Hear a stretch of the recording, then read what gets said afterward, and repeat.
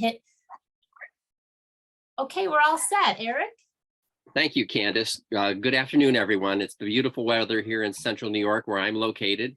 My name is Eric Larison. I'm the Executive Director for New York State ASCD. New York State ASCD has been serving educators across New York State since 1947.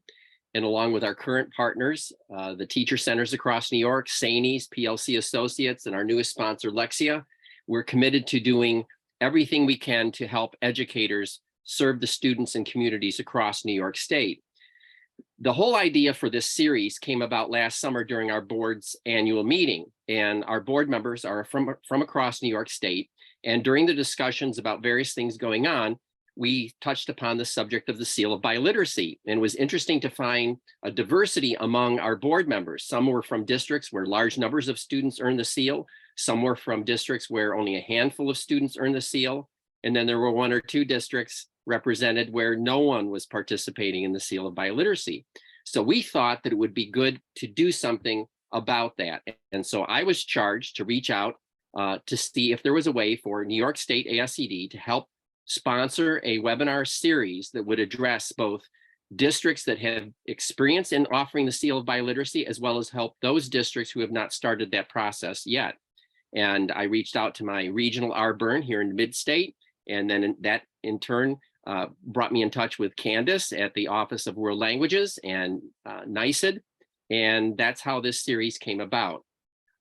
We designed it around with two goals in mind. First, to help those districts who already are offering the seal to their students. That's our second session.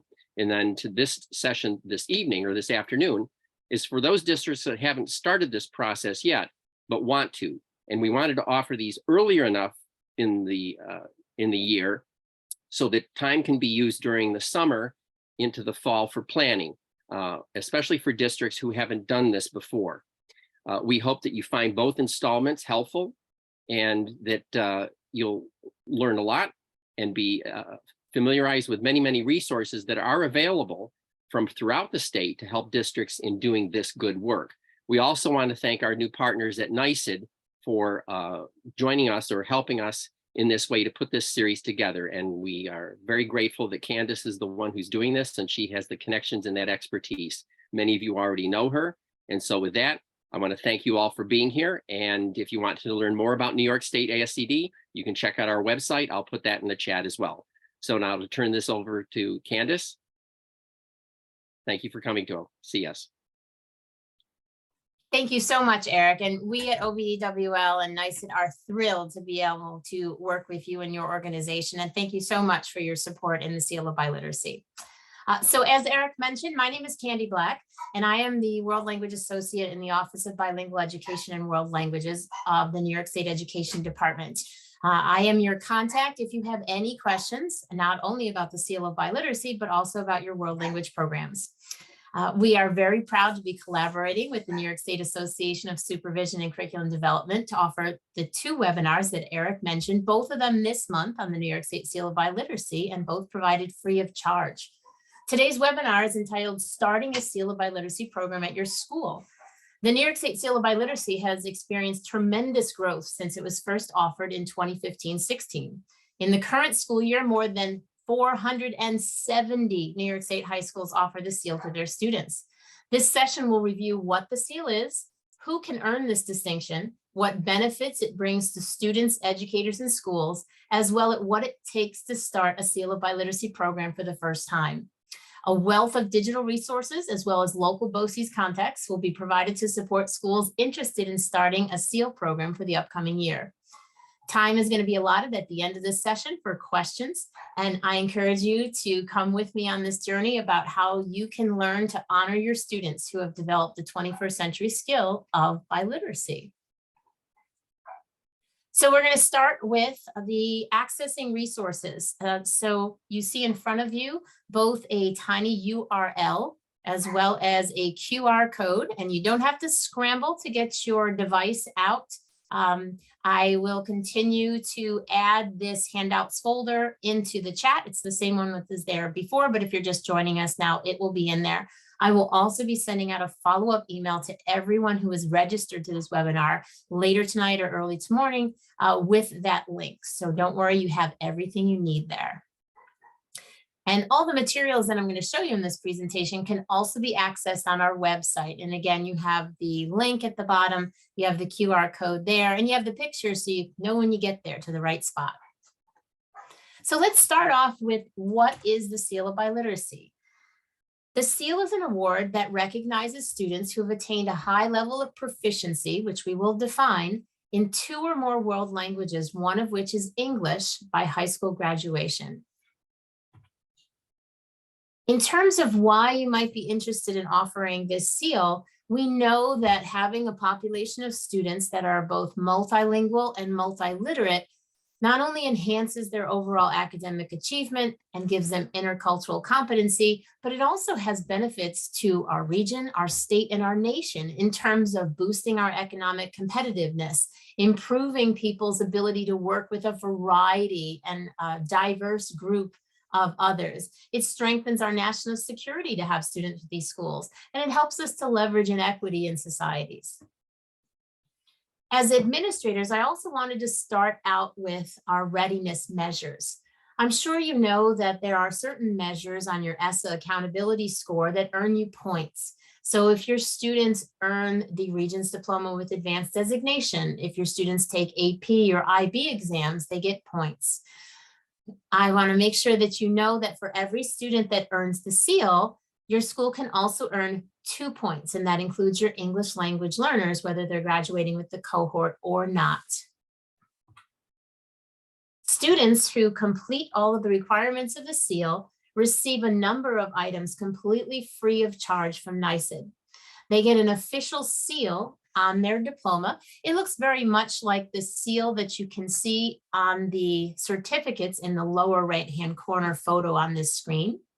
They also get a notation in the graduation program provided by their school. And we provide them with a medallion to wear at graduation. And you can see this Seal of Biliteracy candidate here on the left from Buffalo Public School is displaying the medallion, the actual one that we send out to you. In addition to that, we send a certificate template to all schools that offer this program, which you can then add the student names. And again, you can see in the lower right-hand corner that this a school that provided us with this photo that shows what the certificates look like. And those are signed not only by myself, but by the Associate Commissioner for the Office of Bilingual Education and World Languages. At the national level, there are 49 states plus the District of Columbia that currently offer an official state seal of biliteracy. And our last holdout is actually in the early stages of creating that. So very soon, this entire map is going to be blue. New York State was a leader in this program, second only to the state of California to adopt this program way back in 2012. So let's go over the basic steps of what a school needs to do in order to offer the Seal of Biliteracy. First and foremost, there needs to be a point person at the school, and we call that person the seal coordinator. This is the person who will communicate with me regarding their school's progress, the person who will submit the 2 required forms over the course of the year, who will receive the seals and medallions. And this person can be anyone who works at the school. The vast majority of our seal coordinators are world language teachers, but they could also be ENL or ELA teachers. They could be a school counselor, and they also could be an administrator. When you're selecting this person in the beginning, really you just need someone who has regular contact with students and has the time and space to be able to do the tasks of a seal coordinator. A note to schools, though, as you look not only to next year, but you look 5 or 10 years down the line and anticipate what kind of growth your school might have with regards to the seal, you're going to want to make sure that the person serving as the seal coordinator continues to have that time and space to do it. Your next task, if you want to offer the seal, is to establish a Seal of Biliteracy committee. And by the way, all the information that I'm going to be sharing with you today is included in our handbook, which I'm going to show you a little bit later on in our resource section. The committee must consist of 5 members. Now they can consist of more, but these are the minimum 5 members. You need to have an administrator, a counselor, an ELA teacher, an ENL teacher if you have one, and a world language teacher. Now, each of these people will fulfill a certain role on the committee. The administrator often is able to best identify resources available to this committee to implement the seal. The counselor and the teachers can serve to recruit students and support students as they go through this process. Now, I mentioned the ENL teacher. These are really critical components of the Seal of Biliteracy Committee, but I did say provided that you have one. So some of our schools are going to be very small schools that don't have English language learners and therefore don't have a designated ENL teacher, which, by the way, I apologize for using the acronym. That's English as a New Language teacher. If you do not have English language learners at the high school level who might pursue the seal, then you don't have to have an ENL teacher. After you've established your committee and designated your seal coordinator, there is a form called the school notification form. This is a 2-page form which gathers some basic information on the school, and this is submitted electronically by December 1st of the year in which you wish to offer the seal. So if you want to offer this in the 2023-2024 school year, you would need to submit this form by December 1st. We have this form on our website, which again, I'll show you when we get to our resources section. And it's available as a template, so you can actually print it out if you would like to gather the information. And then you would take that information and you would enter it into the online form that we have. Your next task is to raise awareness about the seal among the members of your school community. So first, you're going to make sure that your faculty know what the Seal of Biliteracy is and what it means when a student earns this. In general, we recommend that the seal coordinator of the school take some time to work with, say, the principal or the assistant principal that oversees the World Language Department, the ELA or ENL department, to give a brief presentation at a faculty meeting, maybe 5 or 10 minutes, explaining what the seal is, why you're choosing to offer it. You're also going to want to raise awareness among your students. So that could be teachers in ELA, ENL, or World Language, giving a pitch for this program, perhaps right around the time where students make course decisions for the following year. Now, our most successful schools have not only done this in the senior year, but they've started to push this awareness campaign into the lower grades. So 9th grade, 10th grade, talking to students about if they continue building the proficiency in English and another language, they can earn this distinction. Finally, you're going to want to involve families. So one thing you might consider doing in the course of the year is to target students who are ideal candidates for this seal and send a letter home and say, we believe that your student would be a great candidate for this, and here's what the program's all about. And by the way, we have some great modules in a guidance toolkit that give you different documents to support you on this. So for instance, we have a sample presentation that you could show at a faculty meeting. We have a sample family letter that you could modify for your school and then send home. Your next step is going to be recruiting students to participate. So you might have an after-school meeting where you invite interested students to come and learn more about the seal. After your candidates have decided they want to pursue this distinction, you're going to need to monitor their progress towards the seal. And this involves your Seal of Biliteracy coordinator working with your administrator or your counselor to gather data on the students. And we're going to go over what the criteria are for the seal, but it'll be things like what grade did they get on an ELA Regents? What grade did they get on a NYSSB test if they're an English language learner? What are their current course grades in either World Language or ELA? And then long about this time of year, you'll submit the second of 2 forms that are required by NYSSB. And this form is called the end of year data form. It is an Excel spreadsheet that lists all of the students and checks off in various columns the criteria that the students completed in order to earn the seal. Finally, your last step is going to be celebrating your student achievement, putting those seals on the actual diplomas, distributing medallions for students to wear at graduation. Now, obviously, this is a simplified list. It does take a while to put this together. Again, I want to give a shout out to our toolkits and modules. We have about 8 different modules that are designed to guide schools through 8 months of offering the Seal of Biliteracy for the very first time and the tasks that you need to complete in each of those months. If we were to look at a timeline, it would look something like this. Remember, in December, you would submit your notification form so that NYSSB is aware of your intent to offer the seal. And then from March to May, students will be working on their seal. Now, many students are going to choose the culminating project option for the seal. And again, it's an option. This is the presentation of some type of written and oral work on the student's part that is monitored by the seal coordinator or the student's advisor. And in May, sometime around then, towards May, June, July, schools will submit their end of year data form and our seals and medallions will be sent to schools. Now, you may be aware that students can also use AP and IB exam scores as points towards the seal. And you're probably also aware that those scores are not available until about mid-July. So if you do have students that were using these exam scores as points, you would make sure you verify those scores and you submit that end of year data form or an amended version thereof by July 15th.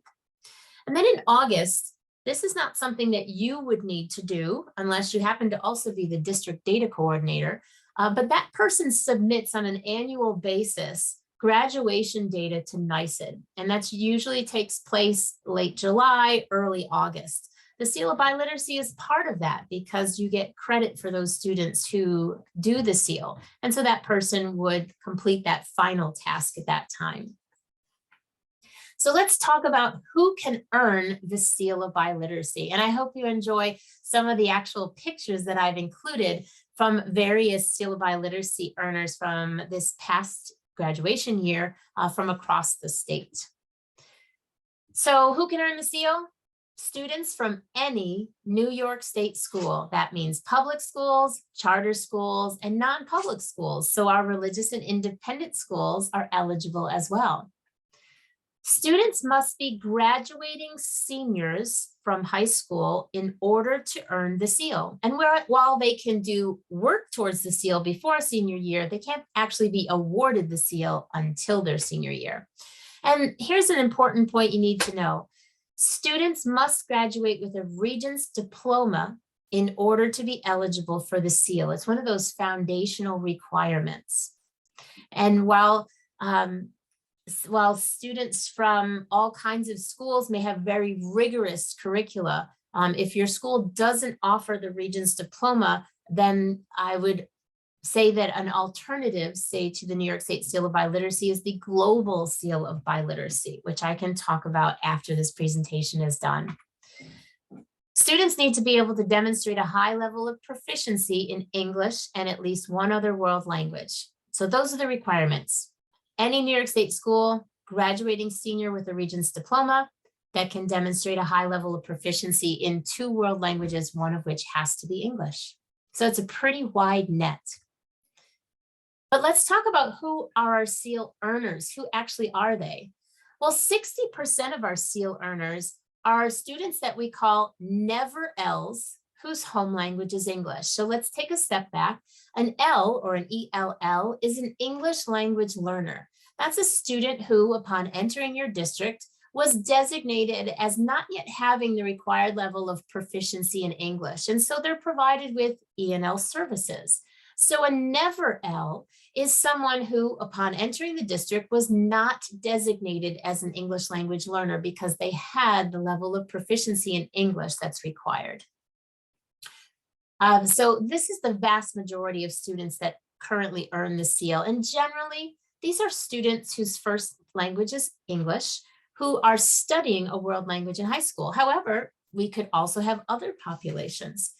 So 14% of our SEAL earners are never else, but whose home language is not English. These are students who speak another language at home, and we often call them heritage language speakers. Now, they may study that heritage language at school if it's offered, but they may already be completely bilingual, and therefore they may not study it at your school. 10% of our SEAL earners are English language learners. And what's interesting is that these are current English language learners, which means that they are currently working to achieve that required English proficiency in school and are still receiving ELS services.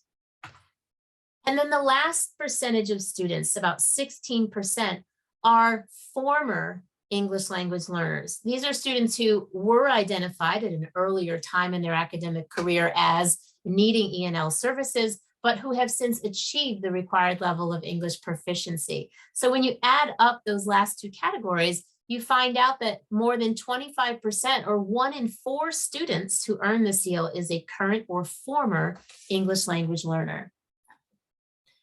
I want to point out to you this graph that we have, which shows the top 10 most frequent languages of our English language learners as of last year. You can see that the vast majority of our ELs speak Spanish, but we have significant populations in Chinese, Arabic, Bengali, Russian, Urdu, Haitian Creole, French, Karen, Uzbek, and we also have some other languages represented there. I show you this slide because there are more than 200,000 current English language learners in New York State schools, all grades, of course, not just seniors.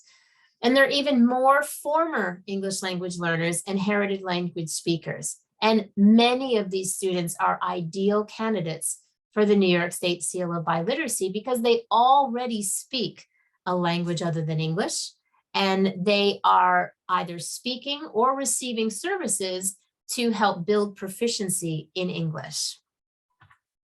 So how does a student earn the Seal of Biliteracy? Well, to simplify the process, the students have to get a Regents diploma, as we said before, and then they have to earn 3 points in English and 3 points in a world language from a points matrix, which I'm going to show you right now. So on the right side of this screen, you see the criteria for earning the seal. The first 2 columns represent the points that a student can earn in English. And I've highlighted in yellow for you the most common ways in which students earn the seal. So let's go over these real quick. Criterion 1A is students must score an 80% or higher on the New York State Regents in ELA. If they do that at any time in their high school career, they get a point. Now, English language learners have some special criteria on this that they also have access to. ELs can score a 75 or better on 2 Regents exams other than ELA, as long as they don't use the translation option. So an EL who takes, say, the algebra exam and the global studies exam and gets at least a 75 can earn a point towards criterion 1A. Criterion 1B is only for our English language learners because only those students take our NYSSB test, the New York State English as a Second Language Achievement Test. They can earn a point by getting an overall score on this test of 290 or better. This test, in order for it to count towards the Seal of Biliteracy, must be taken in 9th through 12th grade. So I do want to point out that an English language learner who comes into your district and takes the NYSSB slot, say in 6th grade, and gets a 290 or better, that score cannot count towards the seal. So that score needs to be achieved in 9th through 12th grades in order for it to count towards the Seal of Biliteracy. The next option for students that will earn them a point towards the seal is by completing their 11th and 12th grade ELA courses with an average of 85 or higher. And so we wrote this fairly vaguely so as to give schools some flexibility. It doesn't have to be an 85 in each 11th and 12th grade. It can be a 2-year course average that is 85 or higher. And you can see on the first bullet here that about 58% of our seal earners use Criterion 1C as a point towards the seal. Criterion 1D, students can score at a proficient level on one of our approved English assessments. And I will show you what these look like.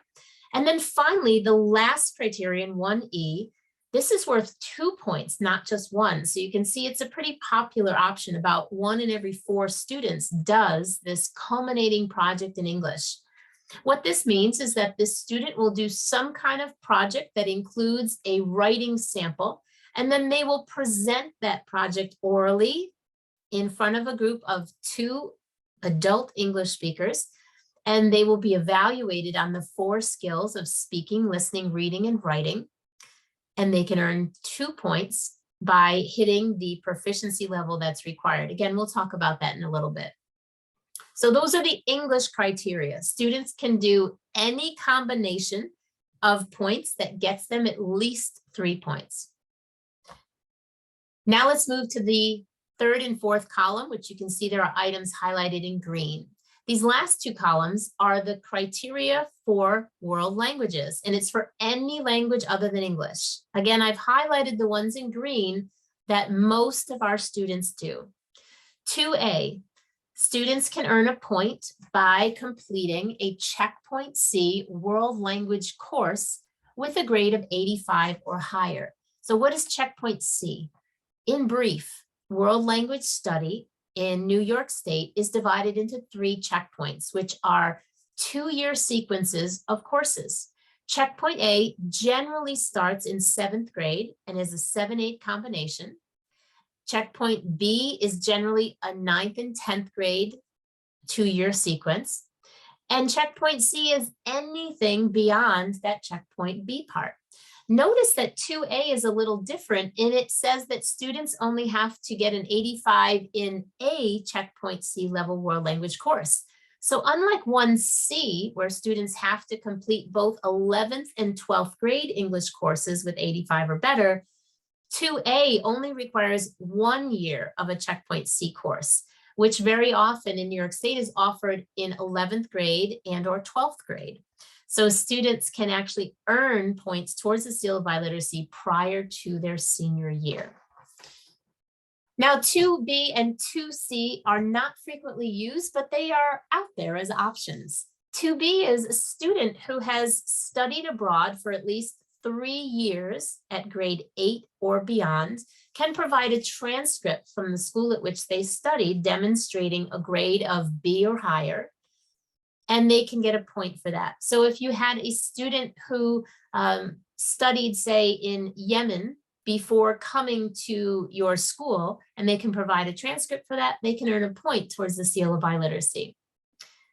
2C is for our students who are enrolled in a bilingual education program. They can complete the required home language arts coursework with an 85 or higher, and they get a point towards the Seal of Biliteracy. 2D is the same as 1D, except the assessments are now in a world language. And again, I'm going to show you a list of some of the assessments that are available that students can score the proficient level and earn a point towards the seal. And then finally, 2E is the same as 1E, except the culminating project is in the target language. And just to clarify, these have to be different. The student can't do a single culminating project presented in English and then translated into the other language. And we'll talk a little bit more about that in a second. Again, the highlighted sections in green show the most common route. 43% of our SEAL earners take a world language course with an 85 or better, and 46% of our SEAL earners do a culminating project, and that's how they get their 3 points. So if there are any questions, I just run through these really quickly again so that you have them, but I more put these in here in case you needed them to present to your staff. They can get a point by getting an 80 on the ELA. I want to note that any student who was exempted from Regents exam due to COVID can use that exemption as a point towards the seal. I do also want to point out, though, that safety nets provided for students during this time may not be used as a point towards the seal, because the safety net is a 55 to a 64 versus the 80% that's required. We talked about students getting an 85 or better in English in their 11th and 12th grade coursework. And then some of the examples of the exams that students could use for Criterion 1D are advanced placement, such as AP English, Language, or Literature, the IB, Language, Literature. There's also performance. They could take the TOEFL exam, the test of English as a foreign language, I believe, the Apple exam, the Stamp 4S. And then, of course, students can complete a culminating project in English. So let's talk a little bit about this proficiency level. What does it mean when a student speaks, reads, and writes a language? We just want to make sure that you know this is doable for your students.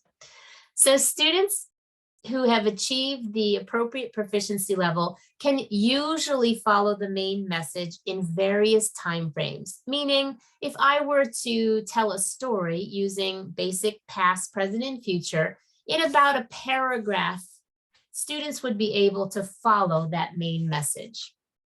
They can interact with others to do things like exchange information, express preferences, feelings, or opinions. And they can do this not only in writing, but in conversations, mostly on familiar, but some research topics. And the amount of text that they're expected to produce, both orally and in writing, are connected sentences. So they're not yet necessarily writing in paragraph length, but they can use connected sentences.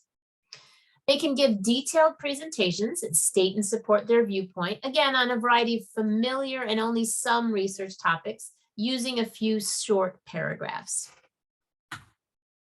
So let's delve a little bit deeper into the culminating project. This is worth 2 points, so obviously it is quite a popular option for the seal. This can be done on any topic the student chooses, which really increases the student motivation to do this. It must have, though, a written component, and I want to state upfront that that written component cannot just be a PowerPoint, which generally doesn't have full sentences on it. So there must be some type of narrative that students submits, whether it's a paper they write in their English class, an essay that they write in their world language class, or some kind of written piece that they create on their own. It does need to be presented orally, or if they're an ASL student, they can sign it. And we highly recommend that this project be embedded into the coursework, because that coursework already has teacher support, and it ends up being not a lot of, quote, extra work for the student or the teacher. So essentially, for ELA, the student can take something that they're already doing for their ELA course and use that as their SEAL project. They just have to take the extra step to then present it to the two adults. By the same token, if they're in a world language class, they could use a project that has a written component that's already in, say, their Spanish class, and they have to just take that extra step and present it. Now, we provide you with a lot of resources in there. I just want to highlight the rubrics. If your students are using the culminating project to earn 2 points towards the seal, we have developed a suggested rubric based on the 2021 World Language Standards that you can use to identify the proficiency level that students have achieved. You can also create your own rubric if you'd like to. And so on the right, this is the rubric that we use if you want to create your own rubric to evaluate that rubric. Whereas the one on the left, that's the state suggested culminating project rubric. So again, the points in world language, they can get the 85 in the course. They can get a required score on an approved exam. All of the AP exams in world languages count. All of the international baccalaureate exams in world languages count. Excuse me, we also have over 111 different languages available in the Apple exam, the Stamp exam, and the oral proficiency interview, to name a few. So I know this is small, but you can see this in the handbook. On the left, these are the various English assessments that are approved. And you can see the second column gives you the minimum score that's required. So students have to get a 3 on any of the AP English exams to get a point. By the same token, they have to get a 4 on any higher level international baccalaureate exams, or a 5 on any standard level. For the Stamp, the Apple, and the TOEFL exam, you can see the individual scores that are required there. Now, by the same token, on the right, you can see the first page of the world language assessments that are approved, along with the scores that are required. Now, there is a middle column that I want to explain here for world languages. As part of the 2021 World Language Revised Standards, we acknowledge through the significant body of research that some languages don't take as long for English dominant students to learn as other languages. And so if you offer French, Spanish, Italian, or German, these are what we're calling category 1, 2 languages. They are languages that require, I believe, 600 to 800 hours of instruction in order to receive a certain proficiency level. If a student wants to do the seal in a language other than French, German, Italian, or Spanish, we're going to call those category 3, 4 languages. These are languages that research demonstrate take longer for the student to achieve the same level of proficiency. And very often, these are languages that have an alphabet that is not our traditional Roman alphabet. So it could be Arabic, Hindi. It could be any of the languages that use characters like Japanese, Korean, Mandarin. And so these languages have a slightly lower proficiency level and therefore a lower minimum proficiency level score that you see. So for our category 1, 2 languages like Spanish, student needs to get an I5 on the Apple exam. For all other languages that are in category 3, 4, they have to get an I4. So there's a slight adjustment there. To note, we have some examples of language tests or assessment that are very low cost.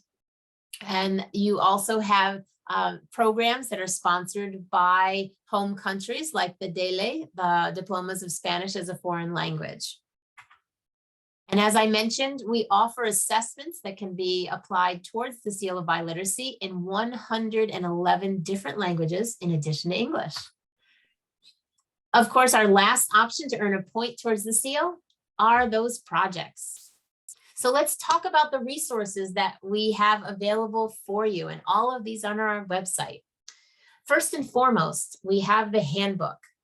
This is something that is absolutely required reading for not only the seal coordinator, but the Seal of Biliteracy committee. Goes over in detail the criteria to earn the seal, the approved assessments for both English and world languages, and contains over 100 frequently asked questions and answers. We do revise this on an annual basis, so we hope to have the next version out in the next month or two. As I mentioned previously, we also have the Seal Guidance Toolkit. This is a series of 8 different modules that guide Seal of Biliteracy committees through the first year of offering the seal. We recommend you consider meeting on a monthly basis starting in September with your Seal of Biliteracy committee, and you can do 1 module a month, and it will really help guide you through this process. We also have our one-pagers. These are concise briefs on the Seal of Biliteracy for various stakeholder groups. I'm going to go back a little bit so you can see we have the seal for students, as well as councils and administrators, families, teachers, and culminating project advisor. Each document talks about what is the seal, how it benefits students, and is catered for the particular audience of the brief and what they need to know about it. I also want to point out that the family and student versions of these are available in the 10 top languages of our English language learners. So if you have families whose preferred language is Urdu or Mandarin, you can get these documents all exactly looking like this, except in the language. You can print them out and have them available either through your school counselors or for events like open house. We also have something called a Wakelet. Now, a Wakelet is a free online content curation platform, and it houses all of these resources. In addition, for our students who are going to complete projects in a language other than English, it also provides a curation platform for authentic resources in those languages. And we partnered with the Goethe Institute for the European Day of Languages to put this together. And you can see a little screenshot by language here on the screen. We also have something called the annual report. These reports summarize in facts and figures, showing how the Seal of Biliteracy is doing across the state. And reports are available for the last 4 years. Now, if you don't have the time to read 130 pages of detailed charts and graphs, we also provide infographics for you. So the one on the far left, that is our statewide infographic. It gives you a nice snapshot of what the seal is for that year. In the middle, you can see that we also have infographics that are specific to your region. So this is our mid-state infographic. And then finally, if you want a little bit more detail, we also provide regional reports. And these are about 12 pages. And you can see how your school compares against some other schools in the region. So just so you know, and hopefully to tempt you to apply for this, last year we had 374 schools offering the seal, which was a 15% increase from the prior year coming right out of COVID. This year we have 477 schools that have applied to offer the seal. And we saw increases last year in every single region of New York State. And if you look at some of our biggest gainers, we have New York City that went up 21% last year, and our Western region that increased by almost a third. We had 7,100 students earn the seal statewide. And this may sound like a lot, but let's hit this home and bring this into perspective. 7,100 students is less than 3% of New York State high school graduates in any given cohort year. So think about helping your students to stand out from the crowd by earning this distinction. I talked to you before about English language learners. This past year, we had a big milestone in which we had 1 in every 10 seal earner was a current English language learner. And we see that that population continues to grow every year. The year before last, we had students complete the seal in 54 different languages. This past year, that number increased to 68 different languages.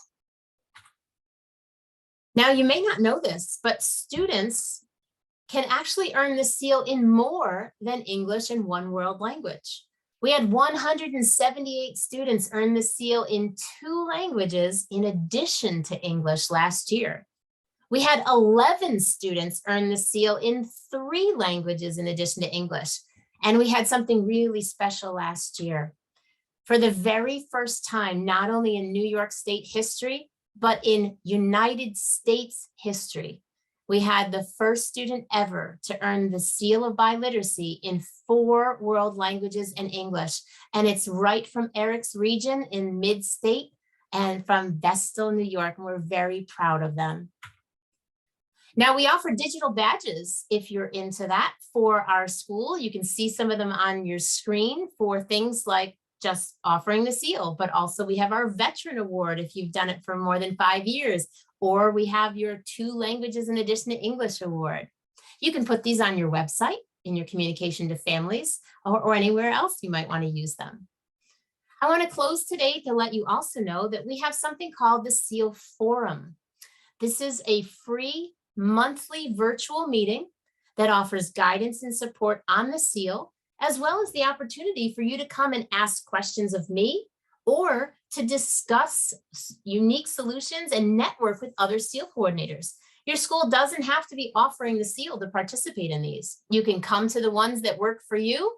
You'll get CTLE credit if you attend. And if they don't work for you, you're going to get access to the Google Drive where you can see the minutes and various items that we put there for you.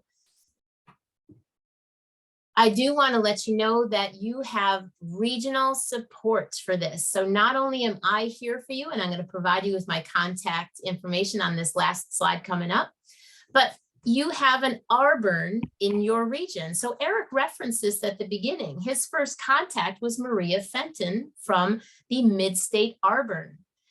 Every single region has a Seal of Biliteracy designated contact. And so all you would need to do is contact at Auburn by clicking on whatever region you have. So here is my contact information. You have my email, candice.black@nysd.gov. And you also have my office and cell phone that you can reach out at any time if you have any kinds of questions, as well as the website. So with that, I want to thank you for your time here. I'm going to ask Eric to assist me in perhaps answering any questions or fielding questions. I'm going to stop my share here. And if you have questions, if you would perhaps enter them into the chat, or if you prefer to unmute, you can do that as well. There was there's an earlier question from a Teresa Baker. I don't know if that one was included in Maria's answer. Okay, so just for the purposes of looking at it, she's concerned about if students don't get their final grades until June, what's going to happen with getting those seals and medallions early enough for graduation? So I've got a simple answer for that. And the answer is you can use a multi-quarter average to estimate who's going to get the seal. So let's say a student has a 92 average in Spanish 5 for the first 3 quarters. That student's going to get the overall 85 for the year. So you can just mark that as the student has achieved that. Patricia, yes, the student can use a capstone project for this. There's no problem with double dipping. We want to measure proficiency, and students can do that with their own work, regardless if they've used it for something else. So I do want to introduce a colleague of mine and a great partner in this work, Miss Jill Schimmel, who is a Senior Director of World Languages in the Department of Multilingual Learners of the New York City DOE, because they have some very special programs to help students. Jill, did you want to introduce yourself? Thanks, Candy. Hi, great to see so many of you. I see a few New York City contacts here. And so I work, my team in the Division of Multilingual Learners, we work really closely with Candice and with DOE schools. So since New York City is so big, we have over 500 high schools. We kind of manage the process for New York City schools. We provide you with data. We help provide professional development, and we work closely with Candice to submit all the forms on behalf of New York City schools. So if you're a New York City public school and you're interested in pursuing the seal, you can email Candy and she'll add me in and connect us. And it's exciting. And I hope you don't mind me saying this, Candy, but looking at the numbers, I'm very proud that in New York City, we have a higher number. Our highest number of students achieving the seal are those EverLs, those former English language learners, followed by current Ls. So we really work really hard. And so Candy always helps us think through ways to remove barriers for students. So thank you. Look forward to working with you. Thanks, Jill. Jill's really a phenomenal resource. So if you are a public school within the New York City area, she is a great concept. So please reach out. She's got a lot of things that she can share to support that. And I'm really glad that Jill brought that up. Very often what we saw at the beginning of the SEAL program was that it was only the most affluent schools who offered the SEAL, and it was primarily those world language students. We want to make sure that this distinction is available to all students that can demonstrate proficiency. And those English language learners, former English language learners, and heritage language speakers are just ideal candidates for this because they bring with them that proficiency in a language other than English. So please make sure that those students have that opportunity. There was one question about a future option for students to earn points through public service. I suppose if the public service was in the form of a project, as in one maybe for the seal of civic readiness, that would possibly count. Correct? Absolutely. Thanks for bringing that up, Eric. And I'm going to make a connection to a project like that already exists. You may have heard of PRILI, which is the Puerto Rican Hispanic Youth Leadership Institute. This is a great program available across New York State for students of Hispanic heritage that wish to become engaged in the legislative process. They research bills and they give presentations, and some students get selected to actually go to Albany and meet in the chambers and meet with our representatives. But the bottom line is that these students, when they participate in this program, they complete a project that can absolutely be used as their Seal of Biliteracy project. If they do it in Spanish, it'll count towards the World Language Project. If they do it in English, it'll count towards the English project. So yes, anything that the student does that has a written narrative component and can be presented to two adults can be used. Yeah, we give credit to whom credit's due. We've already lost a couple of people, but I do want to encourage you as a former district administrator, even if you don't think you have a student or a group of students yet that would be earning the Seal of Biliteracy, still sign up for it, because then you have access to all of the support necessary. So if your first year you have no one, that's fine.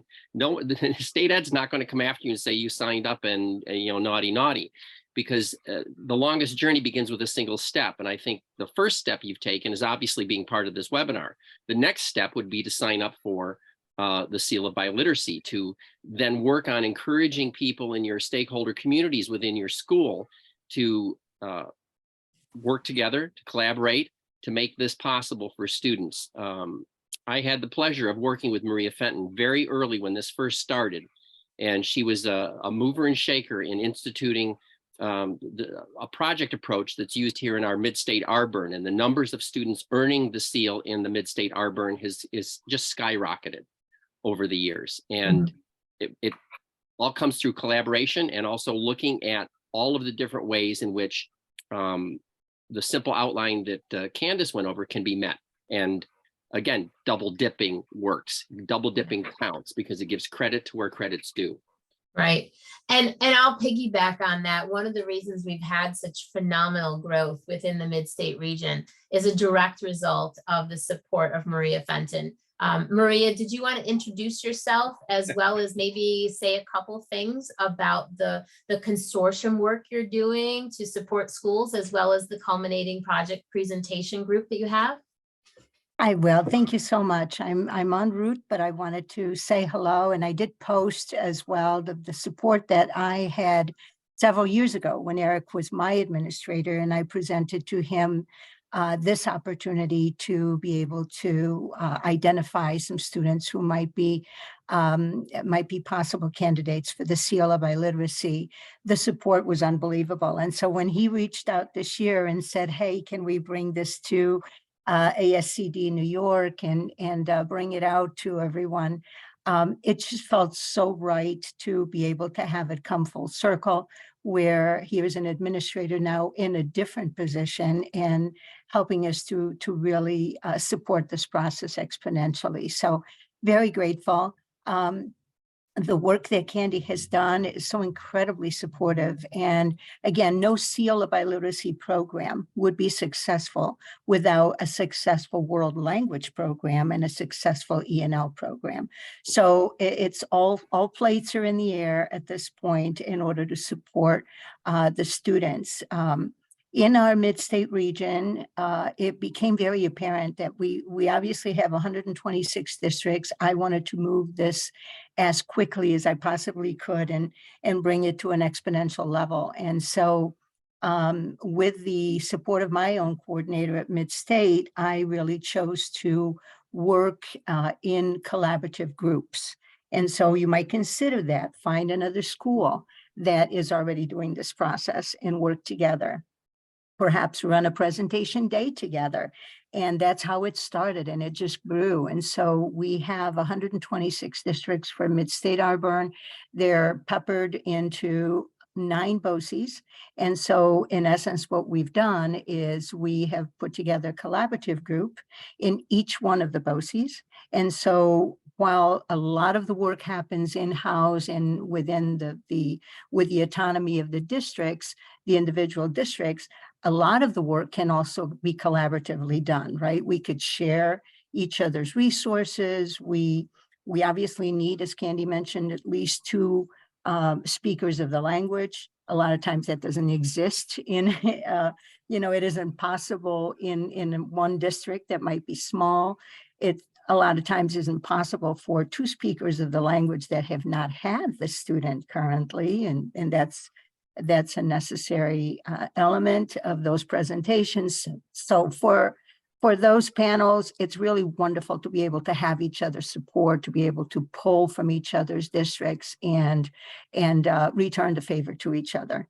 And so that's how those collaborative groups have really worked well together. And it's really just another level of support.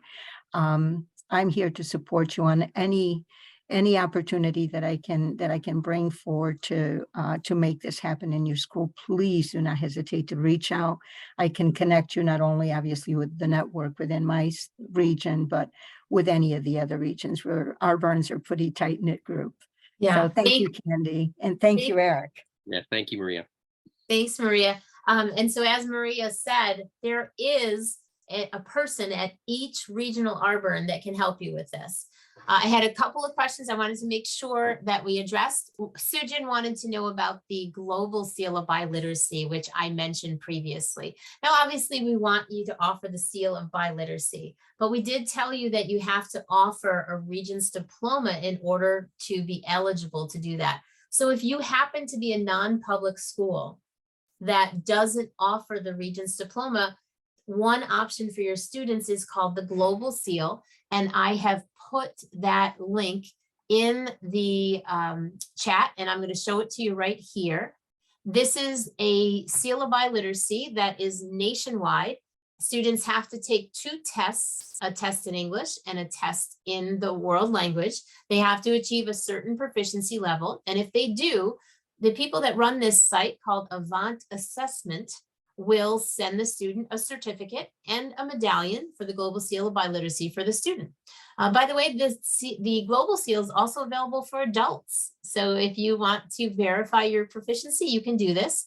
And there is a cost involved with this, but it's not an extreme amount. And it is an option for any school that can't offer the seal, for instance, because they don't offer the Regents diploma.